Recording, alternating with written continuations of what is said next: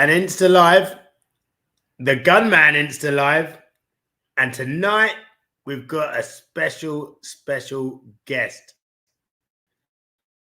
I've been wanting to get this brother on for a very long time. He is an absolute goddamn powerhouse fighter, a killer, a bare knuckle warrior, a K1 king. He's been in prison. He's been a drug addict. He's fought at the highest level. Mate, this guy's CV is ridiculous. So let's get this brother on. Paul Venis, ladies and gentlemen, tonight. Tune in. This guy is good. Yes, Websy. Love that. Websy1, you the man.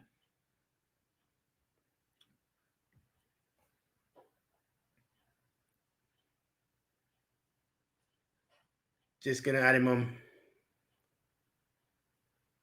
This will be good when he comes on. Bear with me. Yes. There he is. There he is. How wonderful it is to see your face on my Insta Live. It has only taken me 6 months. I need to learn to keep my mouth shut on Instagram because I keep getting banned there.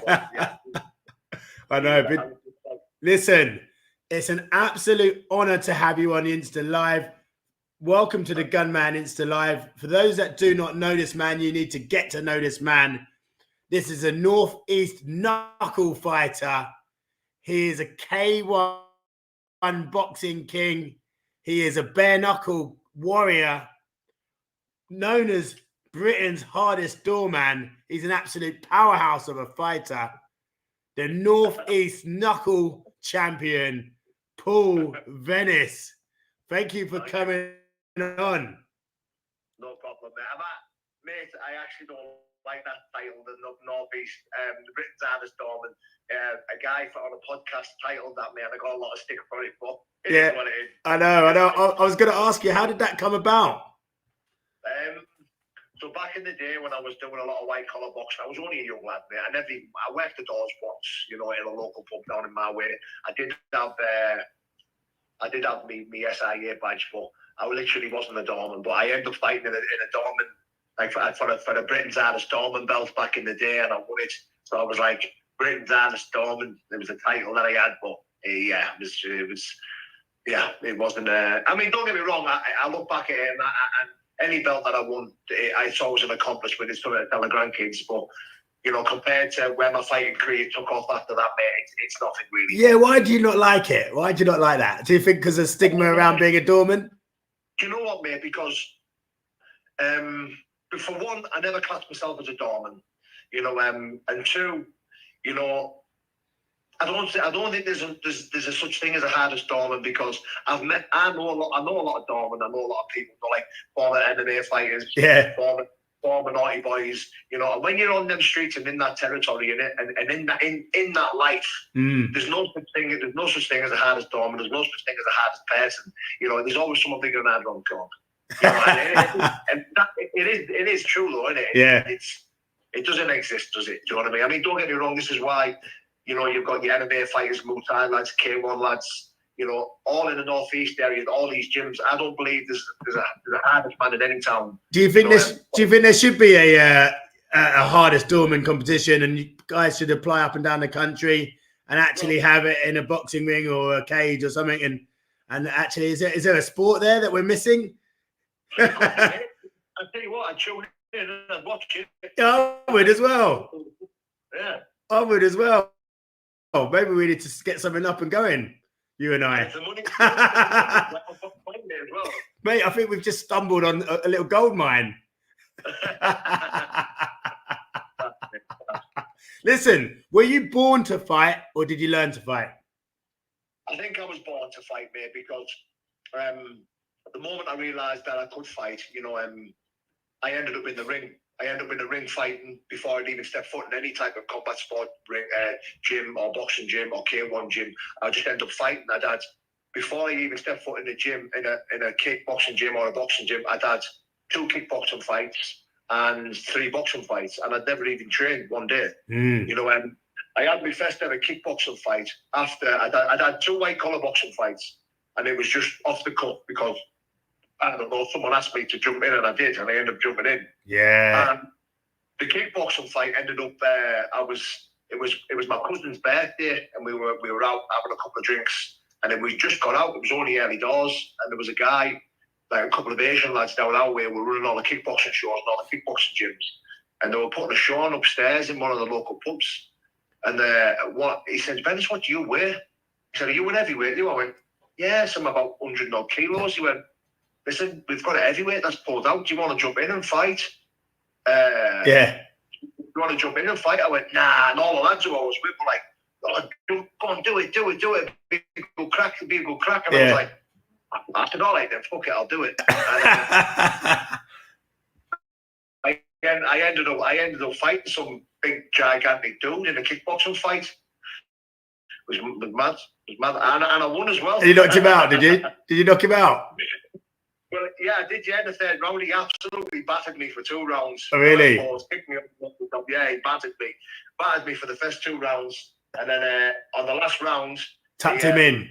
I caught him, yeah, and dropped him, put him out. No worries. Well, Venis is just going to quickly just open the door. But yeah, anyone who's on the live, make sure you're following Mr. Venis. Make sure you're following the Gunman. I interview fighters weekly on here. We've had some great fighters on, man. I've had Bernard Hopkins. I've had, like Roy Jones Jr. I've interviewed some great fighters. So, yeah, stay tuned in. Make sure you follow this show, man. It is absolutely sick. If you're a good fighter looking to get on here as well, you just DM me. That's what we do. We support fighters of all levels, man. I do a white collar kid having his first fight, and I've had Bernard B-Hop on here, But yeah, listen, it's an absolute pleasure to have you on. Let's talk about your K1 career. Your K1 record is disgustingly sick. Like, last time I saw, and correct me if I'm wrong, you had like 32 fights and 31 knockouts. Is that correct? Yeah, I only ever went the distance once.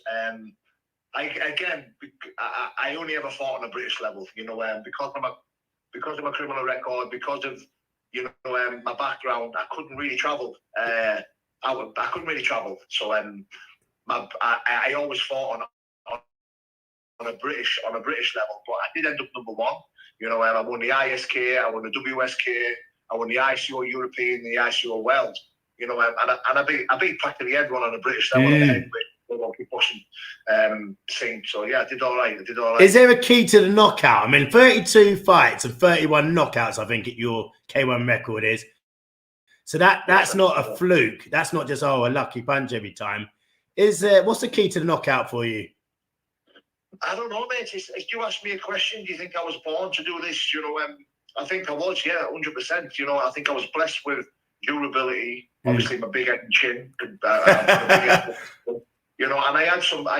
was just born with this power, where when I was hitting people and touching these big lads, they just seemed to be going over. Yeah. And I mean, some of them weren't just going over. I was absolutely knocking them clean out, And I suppose, now I'm not putting a downer on my K1 career. I suppose the level of opposition early K1 days were like social clubs.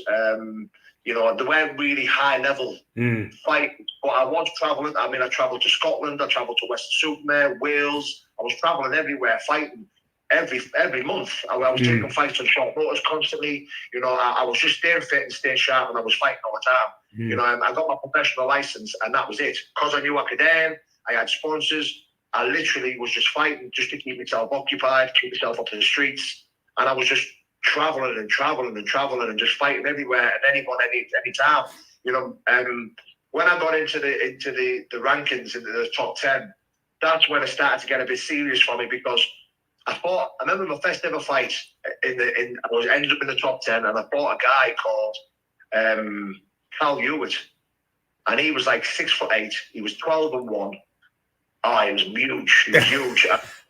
And this is when I thought, oh, wow, this is a bit serious. I took the fight again on short notice, 2 weeks' notice. Right. And took, yeah, and I looked at his record. I tell you the guy he only lost against. You know the UFC fighter, Michael Parkin? Yeah. Oh, wow.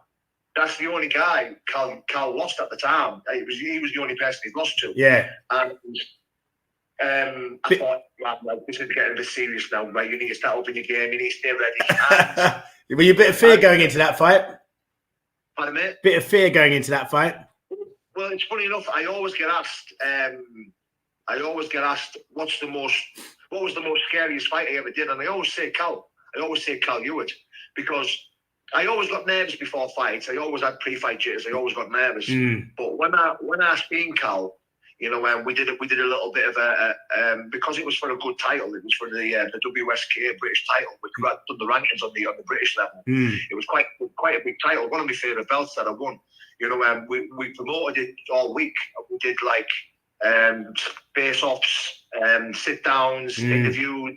And I remember first seeing him and he's been in his presence, and I was like, wow, he was just ginormous. He was absolutely huge, and he had muscles bulging from everywhere. Oh, really? And I was, yeah. I mean, he was such a nice man. He never tried to intimidate me. He always shook my hand. He always bowed. He always gave respect.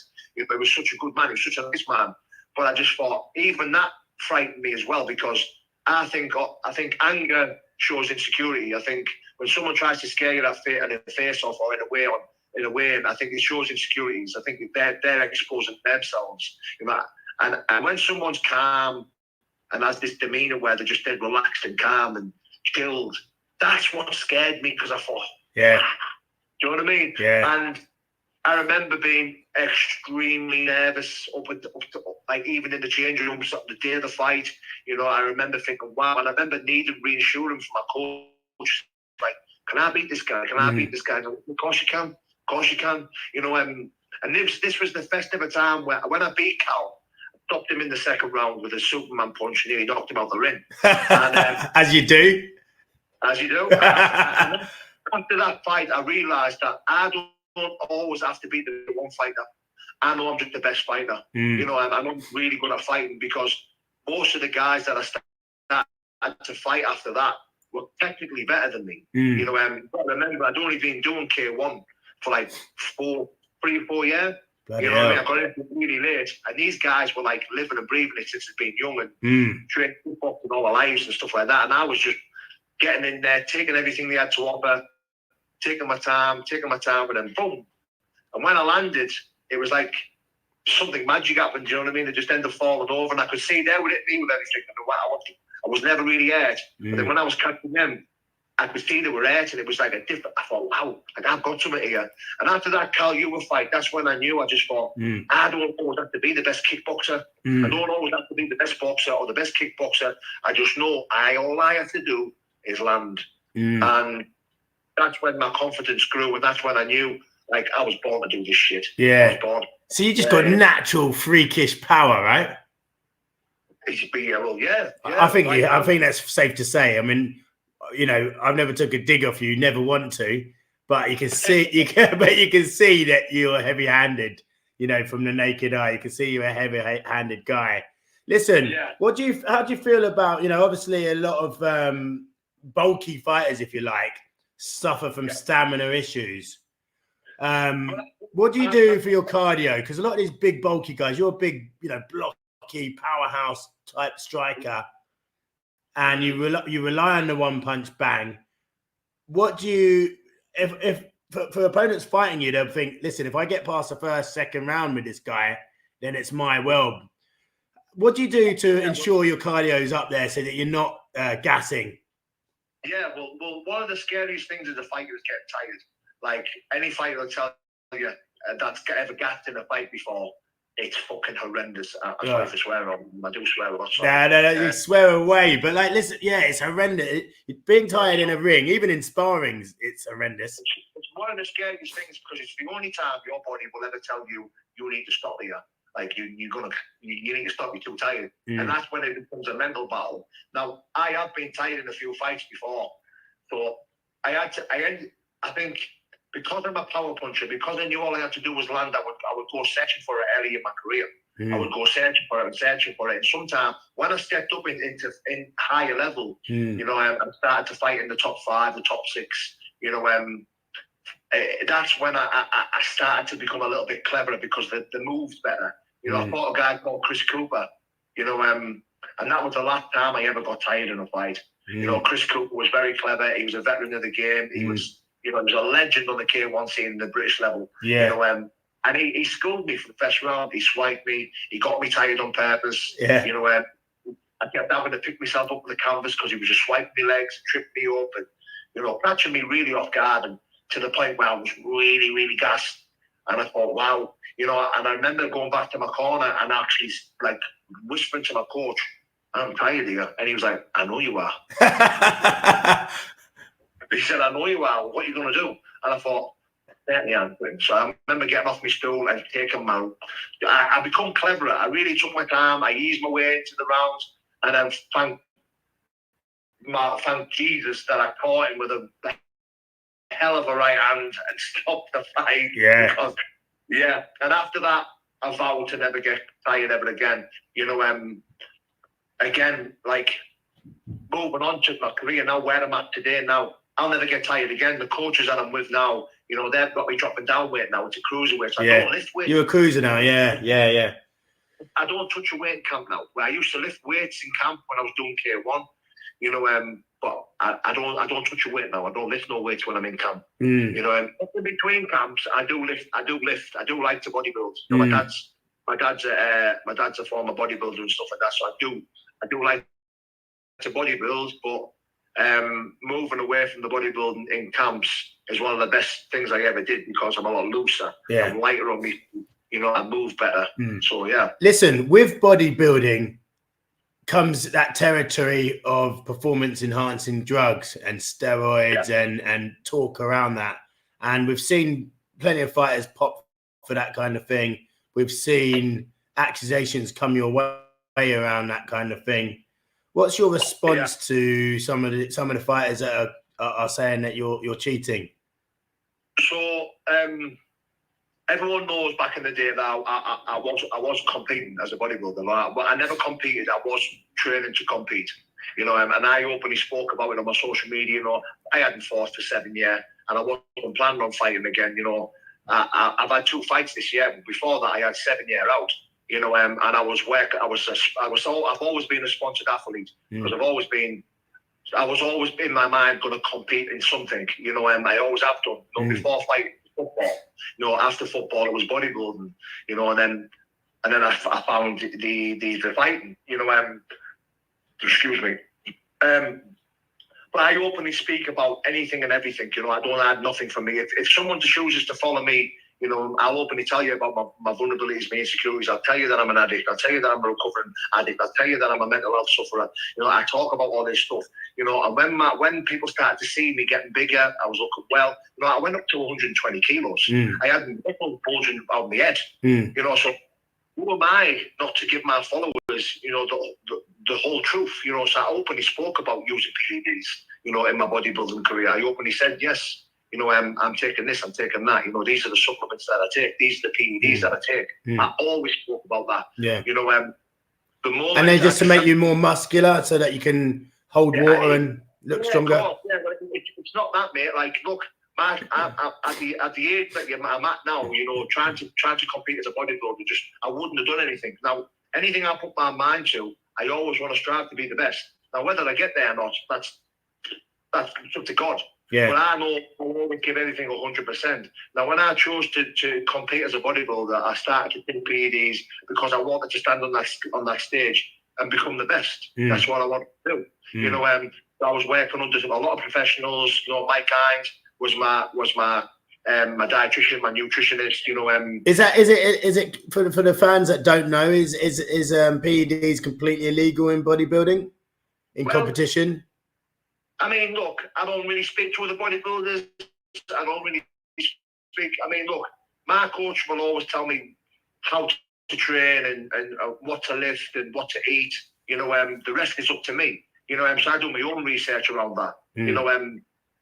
Now, when I decided to do my own research, I decided to take PEDs. Now, in the bodybuilding world, it is like sort of forbidden to talk about it, but Yeah, fuck it, innit? You know, I'm always going to be honest with my followers. You know, I think I owe to that. You know, I'm not looking to be a massive content creator or a massive social media fucking warrior. You know, what I do enjoy is, you know, having the followers that I have and openly speaking about anything and everything, because Big up to you.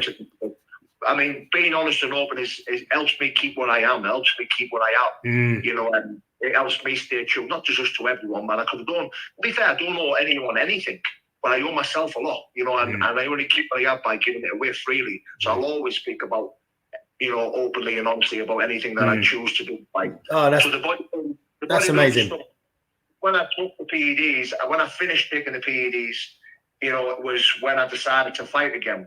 Now, when I decided to fight again was 2 years ago. You know, BKFC were messaging me. They were asking me to fight again. So I was like, when I decided to fight again, I spent a full year doing bloods every 3 months, getting my testosterone levels back down. I took HCT to get my testosterone levels back to normal. I finished on a DRT, then I went on a HCT, and then bam, I come off everything. And then at the beginning of this year, and all this year, I've never took a thing regarding PED. I've always just stayed straight, and I've always just focused on fighting. You know, I do all the necessary things now, with the Shilajit, the CMOS, you know, I do everything I can, you know, to keep my... How do you feel when you come off the PEDs then? Do you feel, you know, we've seen fighters come off of it, or I won't name names, but for actual fighters, there's a lot of talk that they've come off of it and they start getting knocked out. Well, listen, I'll name a name. Perfect example. Who? Vitor Belfort. Oh, yeah. Now, there's a prime example of what someone can achieve when taking PEDs correctly, and when he comes off them. Look what happened when he come off them. Now, for me, you know, fighting at that level and taking as much gear as he took, because it was clear to see that he was overdoing it. You know, which he was. And then when he come off it, he didn't do it correctly. You know, he's just come off it and decided to keep fighting because of the money. Now, what I did was I spent a full year getting my body prepared for the BKFC. You know, regarding supplements, regarding my body, regarding bloods. I did everything correctly to the point I knew that I could come back as a clean athlete, you know, with my bloods all normal. You know, I've just had my bloods done yesterday. My blood results will come back, everything's normal. My testosterone levels are a bit not as high as an 18-year-old, but the way they should be as a 38-year-old. You know, Is it testing? Is it regular in the bare knuckle world? Yeah. You get before you fight, you get a full medical. You get your bloods done, piss tests. You get everything. You know, so if I was, I don't listen to these accusations because, in fact, you know what I do. When someone says, when I post a video on Instagram, someone goes, "Oh, steroid head," I think it is a compliment because I think I must still look fucking good. You know, it's brilliant that you can talk about it, though. Honestly, I've got a lot of respect for you that you can just talk openly about it. Listen, let's talk about Shadow Boxer. Now, this brother has been calling you out. He's been saying some nasty stuff about you. He's been getting into you. I don't know too much about this guy. Obviously, I had him on my live fairly recently after I had Bash on my live. He wanted to come on. Listen, my channel, I must say, is about freedom of speech. So I have any fighter that wants to come on and talk on my live, I'm happy to have them come and talk to the people. It's about freedom of speech. I know he's got convictions, but a lot of fighters that I have on this channel have convictions, like a lot. You know, if Mike Tyson, if I could interview Mike Tyson tomorrow, I wouldn't say no because he's been convicted of rape.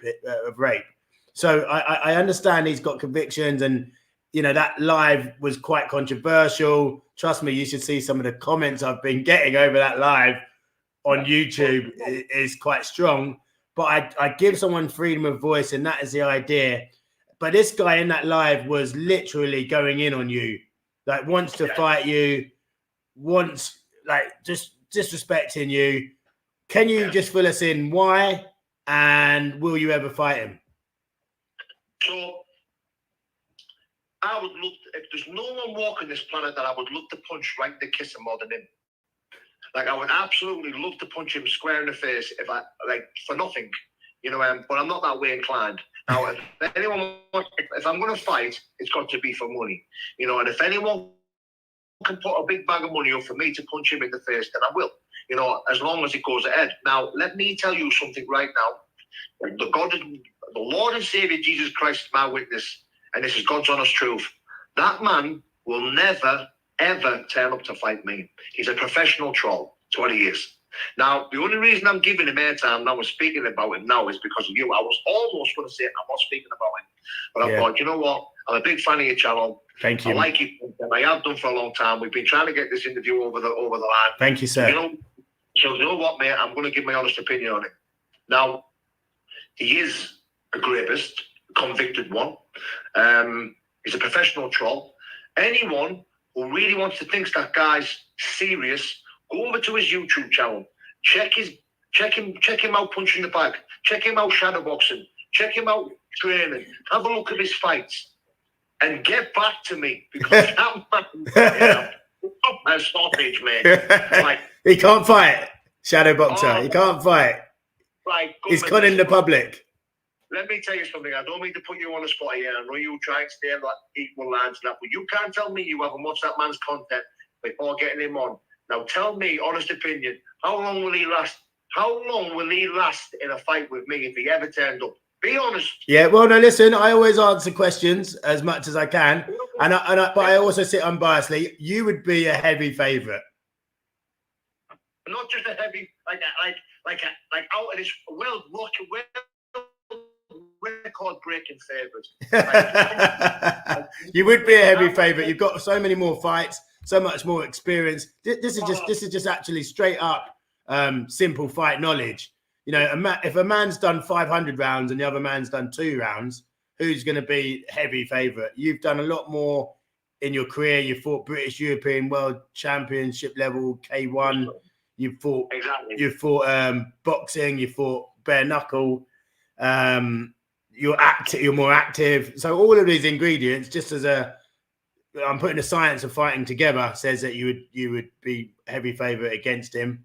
But why is this guy after you, Mr. Venis? So we both have YouTube channels, yeah. So this little corner of YouTube that we're all involved in pays money, pays all right. You know, regarding the numbers that you do, we do all right on YouTube. You know, I mean, he probably does a lot better than me. He's got over 100K. You know, and he's got 100K because he's controversial. But that corner of YouTube is attracted to, you know, aggro, violence. You know, people exposing one another, arguing. We call it the dark side of YouTube. That's what it's called.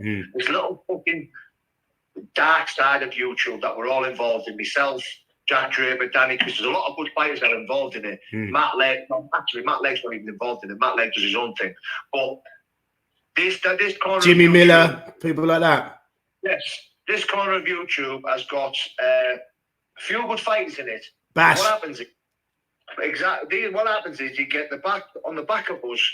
You'll get the likes of Shadowboxer calling me out, or calling Danny Christie out, or calling Jimmy Miller out, or calling proper fighters out. So what people will do is they'll leg him on and think, well, he's funny, or can he fight, or he's this, he's that. And they'll do big numbers off the back of it, because if we react and start arguing with him, like I'm giving him airtime like I am now, then I'll do big numbers.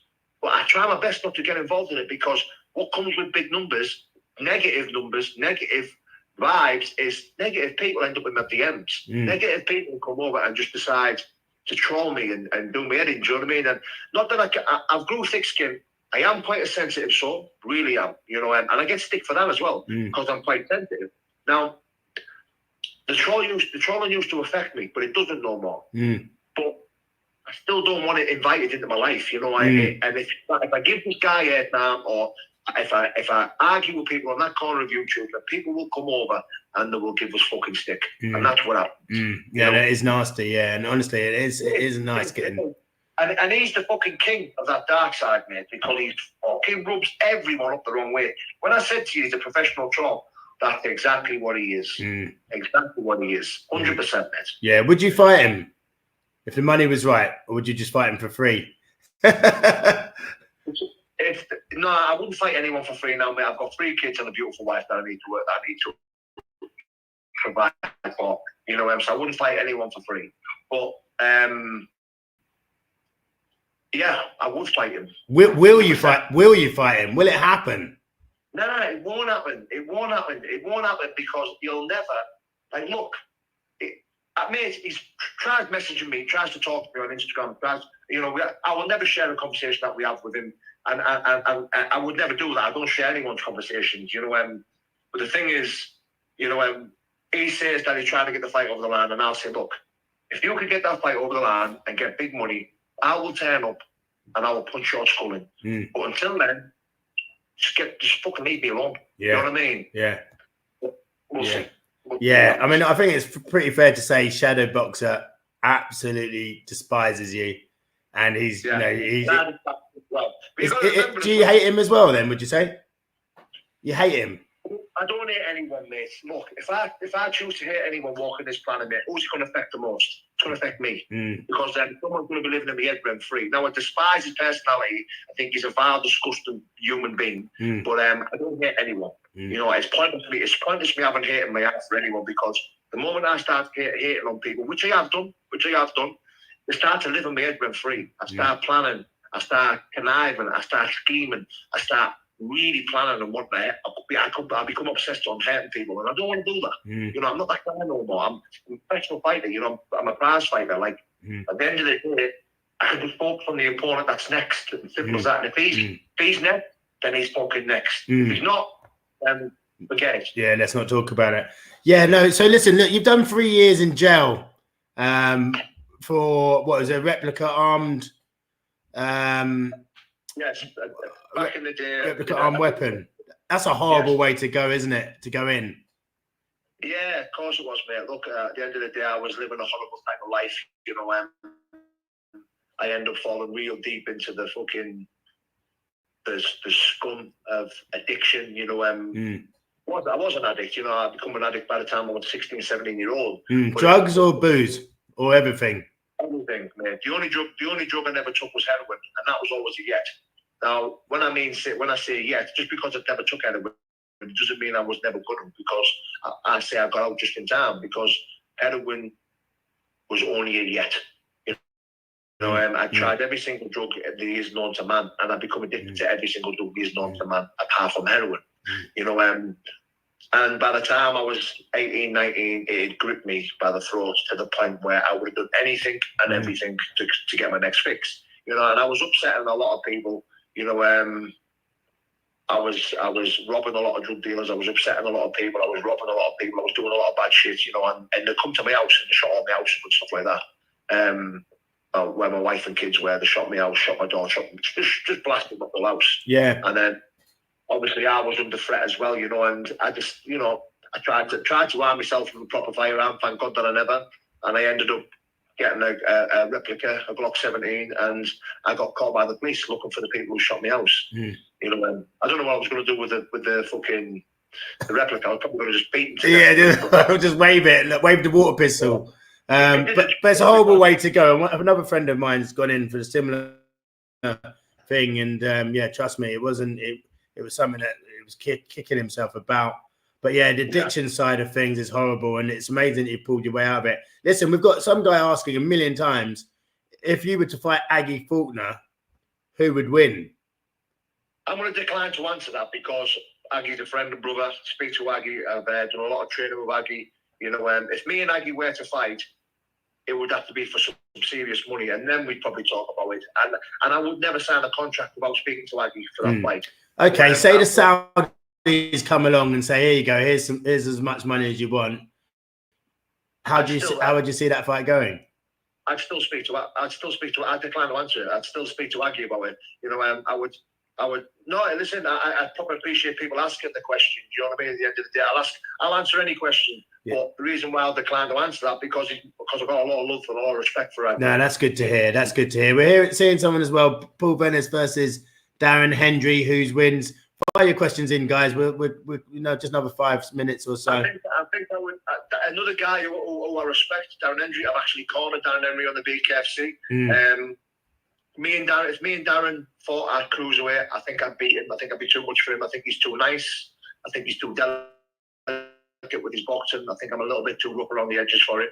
But another man I have tremendous respect for, Darren Hendry. A top bloke, respect him loads. Yeah. Who's on your hit list? Money no object. Venue and promotion no object. Who would you like to bad up in this game? Do you know what, mate? I'll jump straight to my dream fight, Lorenzo Hunt. That's my dream fight, Lorenzo Hunt. Right. You know what? It still is only a dream, and it's a big vision. You know, Lorenzo Hunt's over in America. You know, I think he's banned now as well. You know, there's another guy as well in America called Chris Camosa, former UFC fighter, who I have tremendous respect for. I follow on Instagram. I think he's an amazing fighter, amazing guy. Watch all his stuff and that. There's another dream fight. But on the UK scene, what is possible is Rob Boardman, Carl Thompson. You know, Carl Thompson's number 1, Rob Boardman's number 2. Yeah. Cruiserweight division, yeah. Maybe he's one of them that I would love to fight one of them. Maybe he's before the end of the year, or maybe he's one day next year. See where we go with that. How would Paul and Dougie Joyce go? Matty's is like a bot, isn't he? This guy. He's just got some bare questions, but I like asking questions. I'm glad people are asking questions. I'm trying to read out as many as I can. And so, again, Dougie Joyce, I know him personally, and I think that fight would be pointless me even answering that as well, because he's half the size of me. Yeah.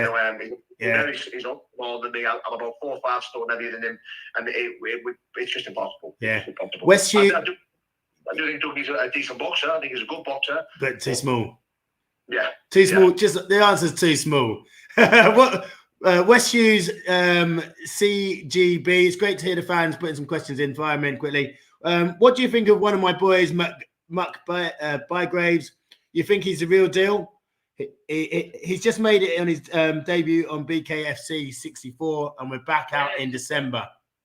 He called my pal out, one of my boys, Pick Jardine, my friend and brother. Pick Jardine, my friend, one of my best pals, my friend and brother. He co-main event the last BKFC show. He beat number 1 Bar Kroll, really good fighter Bar Kroll, and I think Pick would absolutely destroy him. Matt Bygraves, by the way, yeah, of course he's the real deal. He's a better fucking fighter. Yeah. He's doing the business. Of course he is.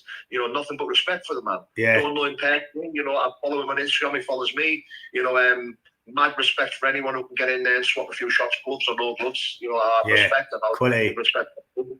But I think Pick Jardine will open him up. We've got Baitface 20. This is lovely. Paul, you're an inspiration to many, mate. We'd love to see you fight Lorenzo Hunt. Big up, my friend. That's nice to put really good comments in. I don't like to see any negative stuff in here, and I won't entertain it. We never really get it on here, in it, to be honest with you. People just enjoy talking to the fighters. I very rarely touch wood, but we never hardly get, you know, abuse in these lives, which is fantastic. As I said, anyone in here, keep following. We're going to have always got loads of good fighters coming on for interviews. I wanted to ask you what's next then. So you're signed for, is it BKFC or BKB? Yeah.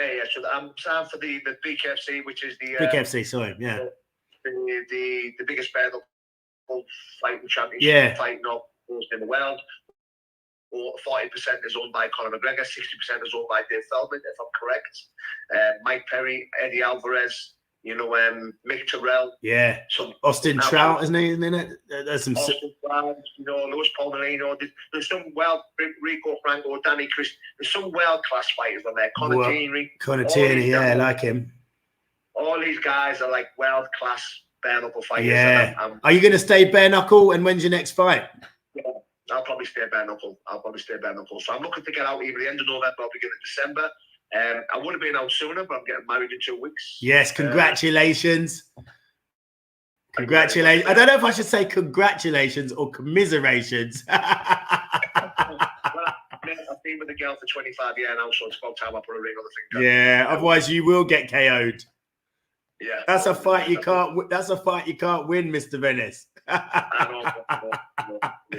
Mrs. Venis by round 1. Nutsack submission.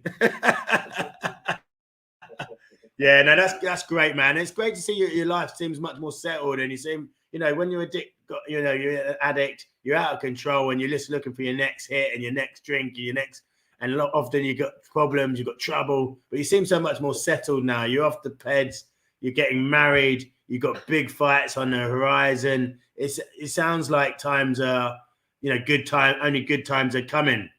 So have you got a final message to the fight fans? I mean, it's brilliant that you've come on and spent some time talking to the fight fans. We've had some great people coming on. There's Luke Dyson I just seen just join. I'd love to. I'm going to message him. I want to get him on here actually for an interview very soon. But yeah, listen, you've had a star-studded cast of really good people coming on and asking you some questions. Have you got a message for these people that have supported you through thick and thin before we go? Yeah, man, of course. Look, like, I appreciate each and every person that takes the time to be positive around my channel. You know, I appreciate the time for everyone, even, you know, just giving me the time of day when I put content out there, regardless of what I'm talking about, because, you know, my content's not always talking about fighting and about the bare knuckle stuff. It's always, you know, I try and spread a message of recovery, addiction recovery, mental health, you know, autism awareness, all this stuff that affects my life on a day-to-day basis. That was my main goal. You know, I never ever seen myself fighting again, you know, the last 5 or 6 years. But now I'm fighting on this bare knuckle scene, and I've seen that my followers are going up quick. You know, people are more intrigued about my story. You know, how I've become a fighter, where I'm going, what's the plans. You know, it's God's plans. That's exactly what it is. You know, if anyone's out there who's following my journey, takes the time to message me and tell me how good I am a fighter, or, you know, they enjoy my training footage, I appreciate it. I really do, because as a mental health survivor and a recovering addict, you know, there's one thing that I suffer with, and that's low self-worth, low self-esteem. You know, I know how good I am at fighting, but sometimes it takes me a while to believe in it. You know, I do believe I will become a bare knuckle champion. I do believe that I've got the skills and the power to get to the top and win whatever I can win. But for some reason or whatever, God has in plans for me and it doesn't happen, all I know is I'll go out with my shield. I'll fight anyone walking and talking. Anyone who wants it can have it. I don't care who they are, what they are, reputation is. I'll fight them. Not a problem. As long as I get paid what I'm worth. Absolutely. Well, a big shout out to Tommy Hench as well. You know, Tommy Hench is always a fight that me and him, that fight will always be on the table for me and him. And they'll obviously be close. You know, to see what he bounced back from the Luke Dyson defeat to fighting Bad Boy Beesman. And then I know me and Tommy will end up fighting because we're both earning good money now back fighting. I'm doing the bare knuckle, he's doing the boxing. I think when I'm finishing the bare knuckle and he's and getting himself up there as a champion and stuff like that. Again, I think that fight could be there the next year, maybe 2 years. That fight there. So Tommy Hench, if you're watching, my brother, well done. Keep bouncing up. What for you? Listen, I was commentating on the fight with Hench and Bad Boy Beeman. I was the main commentator on that fight at the O2. I must just tell the fight fans now, what I witnessed was incredible. Like, it was almost like no one could beat him that night. Like, he'd just been knocked out, like brutally knocked out, humiliated almost, laughed it off, and then turned around the performance where he was just absolutely relentless. Listen, I know my boxing, like, well, and it's safe to say he was a big underdog because he just, you know, he had a big knockout. The other guy's heavier. I think he weighed in 97 kg. I think Beeman was 115, I think, or something like that. So there's a big weight difference, age difference, fresher guy. And he honestly, he just absolutely, it was redemption. Hench was just in a mode where he's like, I cannot lose this. If I lose two, if Beeman knocked him out, no one would want to watch him again. You know? Yeah. So he was just on a mission, my man. He was on a goddamn mission. Mate, I'd love to see you in with him. I'd love to see you in with him. I'd love to see you in with him on my show as well, 3X Boxing. Yeah. That'd be beautiful. That fight will always be there for me and Tommy because we've always spoke about it. And I think I laughed off because I used to think he's mad thinking he could beat me. But I get it. You know, I get it. He's a mad swinger. He can take a shot. He's a beast. He's game. He's got the balls. He's the making of a fighter. You know what I mean? And I think that showed his heart and his steel. You know, to be lamped the way he got put out, to come back and beat the guy like Beeman, who's good. Bad Boy Beeman's got a good resume. He's a good boxer. He's a big lad. He's decent. You know what I mean? No, he was decent. Both guys put on a serious show. Did you watch the whole fight? Yeah. I don't really speak to Tommy as much as I did. But I still follow his stuff. I always like his stuff. I do drop my message every now and again. So I just think, do you know what, Tommy? Well done, mate. Did you watch the fight? Did you see the fight? I never watched it, no, but I've seen it. I've seen the back. I've seen it. A bit of it. Oh, mate, it was just an out and out tear up, like a fan friendly tear up, and the respect after it's what the sport's all about. Listen, Dyson as well for beating a good man in Tommy. Oh, you know mate, I mean? Yeah, he nailed him, literally nailed him to the mast, didn't he? Just, you know, absolutely nailed him to the mast. And they're having a rematch. I know. They're having a rematch. Listen, it's been an absolute pleasure having you on. I don't want to keep you on too long. I really hope and pray this isn't the last time I see you on here. I'd love to get you on before one of your big fights. Don't get your ass banned on here again, otherwise we can't talk.